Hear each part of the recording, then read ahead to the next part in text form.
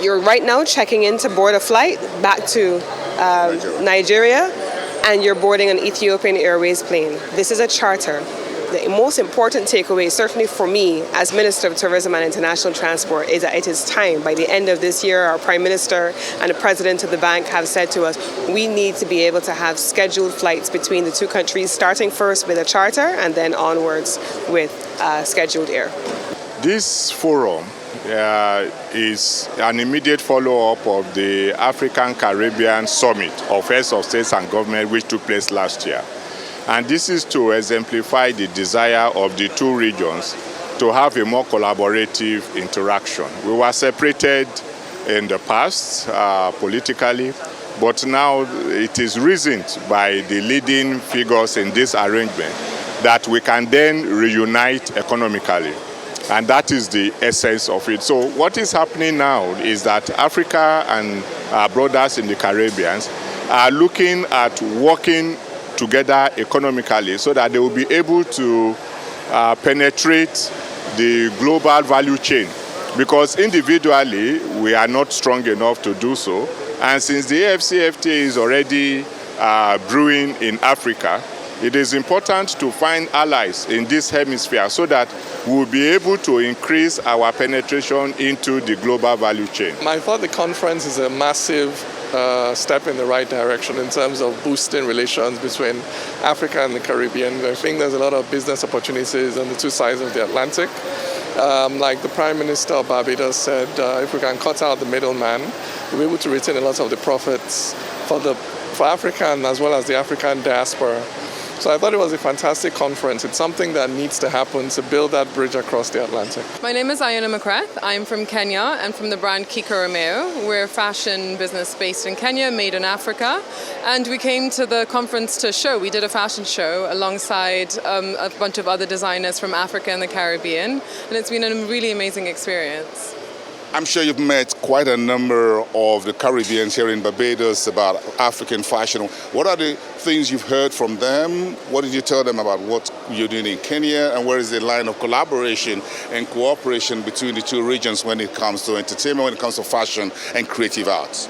Well, yes, as you said, I've met a lot of people in the industry, and it's interesting, a lot of our struggles are the same. So we've been brainstorming on ways that we can collaborate to kind of combat them in terms of looking at each other's markets, introducing each other to each other's markets, and being able to really explore it also through creative synergy and understanding more about each other through our creative work.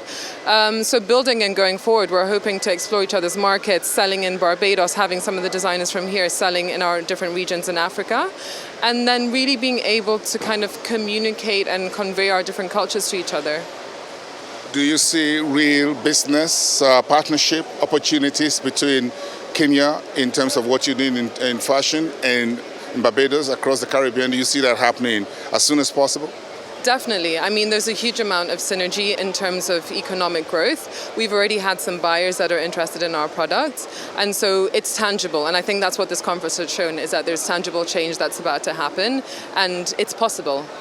Have you had any relationship with Nigeria in terms of fashion? Yes, in fact, I was part of the Arise Fashion Week in 2020. So yeah, the 30 under 30. It was great. You like the Arise Fashion Show? Yeah, it was a great experience. It was amazing meeting all the designers from around the region and from internationally. And yeah, it was a really great platform. The most important aspect of this is the connection that we want to start building with the Caribbean governments or the Caribbean countries, first of all. I think it's a primary step towards the end goal, which is business opportunities and locking a business. We've been able, this conference has been able to actually allow us to actually meet the people, the citizens on this side and potential business partners on this side that we can actually work together in the future, hopefully in the next couple of months. And we're hoping that it will be a succession. This is not going to be a one-off. We're hoping it's not going to be a one-off. As my friend and I were just talking, that we hope that this conference is not going to be a one-off, because we have to move from just talking to doing. You know, for this to be a success, it is just the beginning, right? But to become a success, it has to become doing.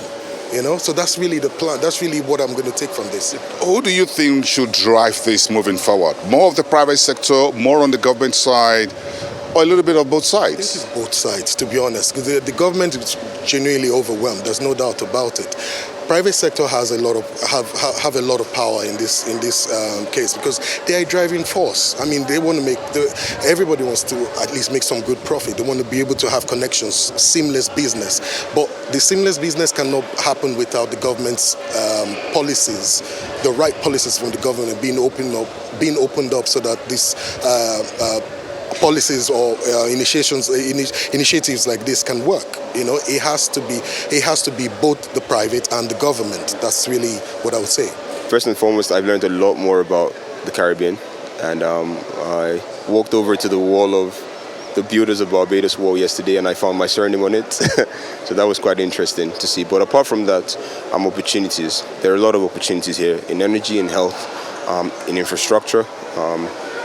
There are a lot of things that we need to do. This conversation is ongoing. We've taken the first step in being here, in seeing it for ourselves. But we're very similar in culture-wise, and we feel like we know that we can do business together. And we have to, because apart from bringing prosperity here to Barbados, there are a lot of people here who want to be in Africa as well, who want to find their roots. So making the business out of the culture and out of the yearning to be in Africa would be something that we need to achieve. I just finished a conversation with somebody from Export Barbados, and we went over a few things in academia, so exchange programs, health programs, talking about direct flights, and getting people from Africa here and from the Caribbean back in Africa as well.